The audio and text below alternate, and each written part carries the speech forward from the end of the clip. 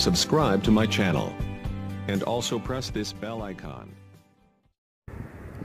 नमस्कार दोस्तों इस समय की सबसे बड़ी और ब्रेकिंग न्यूज़ जो आ रही है वह आ रही है शिक्षा मित्रों के लिए। शिक्षा मित्र विशेष ध्यान दें दोस्तों, यह बड़ी खबर है। कांग्रेस से भी शिक्षा मित्रों को मिला एक बड़ा झटका। जी हां दोस्तों, आशा, आंगनबाड़ी, रोजगार सेवक, शिक्षा मित्र, इन सभी को बड़ा झटका मिला है कांग्रेस की ओर से, क्योंकि नहीं मिला कोई भी ठोस आश्वासन। चलिए बढ़ते हैं पूरी खबर की ओर। शिक्षा मित्रों का जिक्र नहीं, आंगनबाड़ी व अन्य को नियमित करने की जगह मानदेय बढ़ाने का वादा किया गया। दोस्तों अभी तक तो केवल कांग्रेस यह कह रही थी कि जैसे ही वह सत्ता में आएगी सबसे पहले समस्या का समाधान शिक्षा मित्रों का होगा, आशा का होगा, आंगनबाड़ियों का होगा, रोजगार सेवक का होगा। लेकिन अभी तक जब उनका घोषणा पत्र सामने आया तो उसमें किसी को भी ठोस आश्वासन नहीं मिला है। तो चलिए बढ़ते हैं खबर की ओर। शिक्षा विभाग में काम करने वाले 1,73,000 शिक्षा मित्रों को कांग्रेस की ओर से एक बड़ा झटका लगा है। कांग्रेस के घोषणा पत्र में शिक्षा मित्रों का जिक्र तक नहीं किया गया है। वर्षों से सरकारी सिस्टम से जुड़कर सेवा करने वाले रोजगार सेवक, आंगनबाड़ी कार्यकर्ता व आशा कार्यकर्ताओं को भी मायूसी हाथ लगी है। कांग्रेस महासचिव प्रियंका गांधी ने इन सभी के प्रतिनिधित्व से अलग अलग मुलाकात कर समस्या का समाधान का वादा किया था, लेकिन घोषणा पत्र में इन्हें नियमित करने की जगह वेतन बढ़ाने का भरोसा दिया गया है। भाजपा ने भी 2017 के विधानसभा चुनाव में इसी तरह के कुछ वादे किए थे। कांग्रेस महासचिव प्रियंका गांधी ने 25 मार्च को शिक्षा मित्रों से मुलाकात के बाद ट्वीट कर दर्द साझा किया था। भाजपा सरकार पर जमकर बरसी थी। उन्होंने कहा था कि यूपी के शिक्षा मित्रों की मेहनत का रोज़ अपमान होता है। सैकड़ों पीड़ितों ने आत्महत्या कर डाली। जो सड़कों पर उतरे उनको लाठियों और डंडों से मारा गया। भाजपा के नेता ट्विटरों, टी शर्टों का मार्केटिंग कर रहे हैं।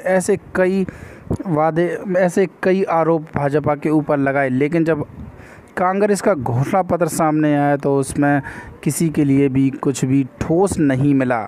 दोस्तों यह बड़ी खबर है, कांग्रेस की ओर से भी शिक्षा मित्रों को एक बड़ा झटका लगा है। दोस्तों अगर कांग्रेस के घोषणा पत्र की बात की जाए तो इससे शिक्षा मित्र काफ़ी परेशान भी हैं और काफ़ी उदास हैं, और उनमें रोष भी दिखाई दे रहा है, क्योंकि शिक्षा मित्रों ने यह साफ साफ कहा है कि प्रियंका गांधी जी से मुलाकात में शिक्षा मित्रों को समस्या समाधान करने का वादा किया गया था। कांग्रेस के घोषणा पत्र में कुछ इसी तरह का आश्वासन दिया गया था, लेकिन घोषणा पत्र में शामिल भी नहीं किया, कहीं स्थान भी नहीं दिया। इसको लेकर शिक्षा मित्र काफ़ी निराश भी हैं। दोस्तों यही बात आंगनबाड़ी भी कह रही हैं कि कांग्रेस ने स्थायी समाधान के लिए कहा था, लेकिन घोषणा पत्र में शामिल नहीं किया। यही बात रोजगार सेवक सभी यही कह रहे हैं कि कांग्रेस ने बहुत बड़ा झटका दिया है। चलिए दोस्तों अगर अखिलेश यादव जी की बात की जाए तो शिक्षा मित्र समेत सभी स्थायी कर्मियों के हित की चिंता कर रहे हैं अखिलेश यादव जी। सपा अध्यक्ष अखिलेश यादव जी ने कहा कि सत्ता में आने पर शिक्षा मित्र, रसोइया, रोजगार सेवक और आशा वर्कर समेत सभी अस्थायी कर्मियों के हितों की चिंता की जाएगी। उन्होंने कहा कि सभी जानते हैं कि यह समस्या किसकी देन है।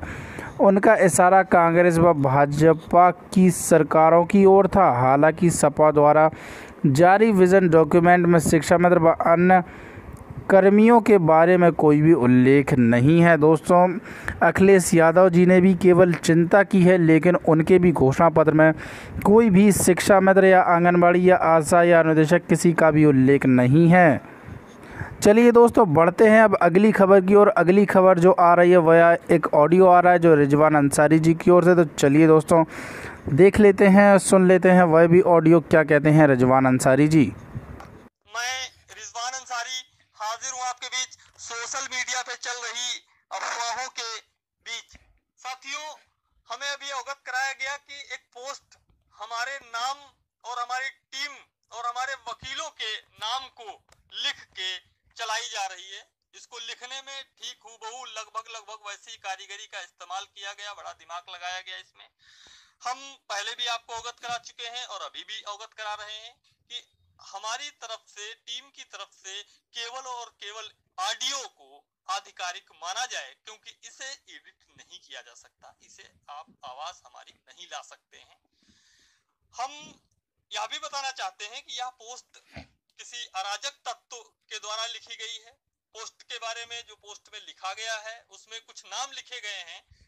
देखने से और हमारे जो लोगों ने हमें बताया कि इससे यह जाहिर होता है कि उन लोगों ने ही यह पोस्ट लिखी है जिससे उनके प्रति सहानुभूति लोगों को हो जाए और कहीं ना कहीं वो लड़ाई को हमारे बनाम करना चाहते हैं। वास्तव में लड़ाई हमारी उनके बनाम है ही नहीं।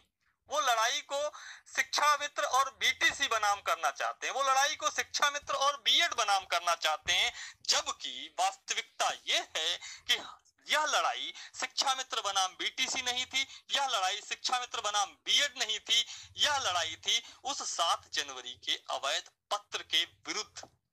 जो लोग मानते थे, जो लोग, जिन लोगों को यह पता था कि 7 जनवरी को यह जो पत्र जारी किया गया है वह गलत है, गलत तरीके से जारी किया गया है, वह हमारे साथ थे।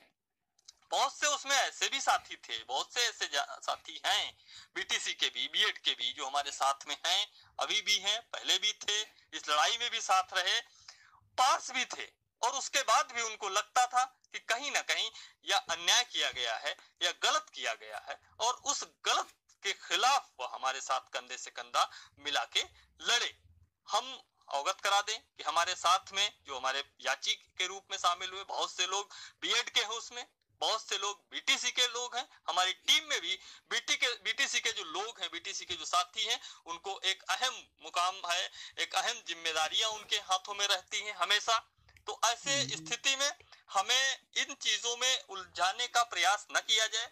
रही बात जजमेंट डबल बेंच में ले जाने की, तो उनका कहीं ना कहीं प्रयास है कि हमारे नाम का इस्तेमाल करके, हमारे बनाम करके वह कहीं ना कहीं पैसे को इकट्ठा करेंगे। आप पैसा इकट्ठा करिए, हमें उससे भी कोई दिक्कत नहीं है। हाँ, हम इतना जरूर बता देना चाहते हैं कि जब आप सिंगल बेंच में आए थे, हमने कहा था सिंगल बेंच में, आप ऑडियो उठा के देख लीजिए, आपको याद होगा कि हम सिंगल बेंच में आपको लड़ने नहीं देंगे, हमने आपको पार्टी नहीं बनने दिया था। हाँ, इतना है कि अगर आप जाएंगे भी, सरकार तो फिलहाल नहीं जा रही है, जो जिस हिसाब से जजमेंट हुआ है, जिस हिसाब से जजमेंट में तर्कसंगत तथ्य रखे हैं माननीय कोर्ट ने, उस हिसाब से सरकार ने पूरा अध्ययन करने के बाद सरकार ने इस जजमेंट को स्वीकार कर लिया है।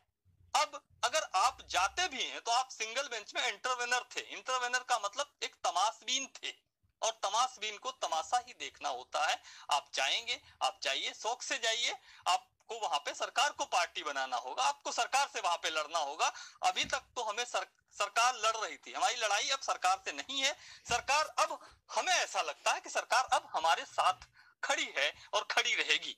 साथियों, बहुत ज्यादा बोलने से, बहुत ज्यादा इनको तूल देने से कहीं ना कहीं इनकी महत्ता बढ़ेगी, और ये लोग चाहते भी यही हैं कि हम इनका नाम लें, हम इनको हमारे बराबर खड़ा करें।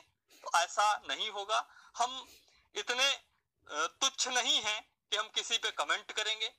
जो लोग कमेंट करते हैं, यह उनकी छोटी मानसिकता को ही दर्शाता है, छोटी ऐसे कृत्य उनकी छोटे व्यक्तित्व को ही दर्शाते हैं। हम सलाह देना चाहते हैं उन भाइयों को भी जिन्होंने ये पोस्ट लिखी है, आप ऐसे कृत्य ना करते हुए आप कुछ ऐसा काम करिए, आप कुछ ऐसी मिसाल पैदा कर दीजिए कि आपको लोग सलाम करने लगे, आपके काम को सलाम होगा, आपके ऐसे कृत्यों को, झूठे प्रलापों को कोई भी सलाम नहीं करेगा। सफलता लगातार जूझने से, सफलता लगातार प्रयास करने से, सफलता लगातार प्रयत्न करने से और एक सही दिशा में प्रयत्न करने से मिलती है। हमारी आपको भी सलाह है कि ऐसे झूठे कृत्यों से आप दूर रहिए, और पूरे समाज से, जो 69,000 से पीड़ित प्रभावित समाज, उससे, चाहे वो किसी भी पक्ष का हो, उन सभी से हमारा ये अनुरोध है, हमारा ये निवेदन है, और हम उनको बताना भी चाहते हैं कि हमारी किसी भी पोस्ट पे आप यकीन ना करें, हमारी किसी भी पोस्ट को आप आधिकारिक ना माने, क्योंकि अब हम कोई भी पोस्ट लिखित रूप में नहीं देने वाले हैं। हमारी केवल और केवल अगर कोई जरूरी होगा तो केवल और केवल सूचना ऑडियो के माध्यम से ही जाएगी। तो दोस्तों ऐसी ही नई नई और लेटेस्ट अपडेट पाने के लिए सब्सक्राइब करें हमारे चैनल को। अगर आपने अभी तक सब्सक्राइब नहीं किया है तो जल्दी सब्सक्राइब कर दें, लाइक कर